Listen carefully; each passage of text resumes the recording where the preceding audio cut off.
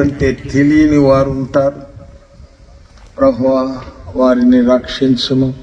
చేతులెత్తి చూపించి రక్షణ తీర్మానం చేసుకున్న వారి చేతులు మీరు పట్టుకొని తప్పక వారి హృదయాలను నాయన మీ వైపు మళ్లించండి. ప్రభువా, మీ వైపు త్రిప్పండి నాయన.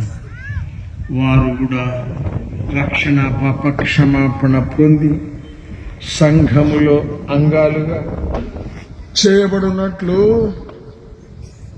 కరుణించును. తిరిగి నాయన మరి వాస్తవంగా రక్షణ పొందారు, మిమ్మల్ని పోలి నడవలేకపోతున్నారు, మీ అడుగుజాడలో నడవలేకపోతున్నారు, ప్రభు మీ యందు నడవలేని పరిస్థితులలో ఉన్నారని ఒప్పుకున్నారు. వారిని కూడా క్షమించండి, సరిచేయము. ప్రభు వారి నాయన విశ్వాసమునకు కర్త దానిని కొనసాగించు వాడైన యేసు వైపు చూచుచు నడవగలుగునట్లు సాయం చేయాలి.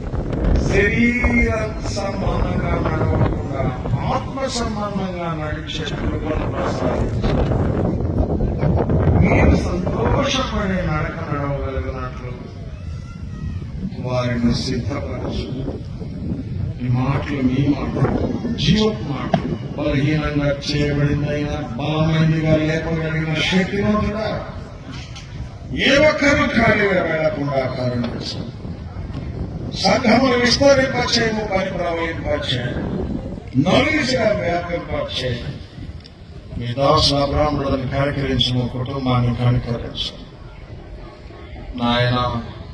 విశ్వాసులందరినీ కనికరించు. సేవకులు ఎంతోమంది మరి విశ్వాసుల సంఘాల నుంచి రాగలిగినందుకు స్తోత్రం. సహవాసంలో దీవించు. మిగిలిన కార్యక్రమం కబడించి పౌరుడిగా కరుణించమని పిలుపబడిన వాక్యం నీరుగట్టి ఫలితానికి తీర్చుదన్నాను. క్రీస్తు వారి నామంలో ప్రార్థించు వేడుకుంటున్నాను.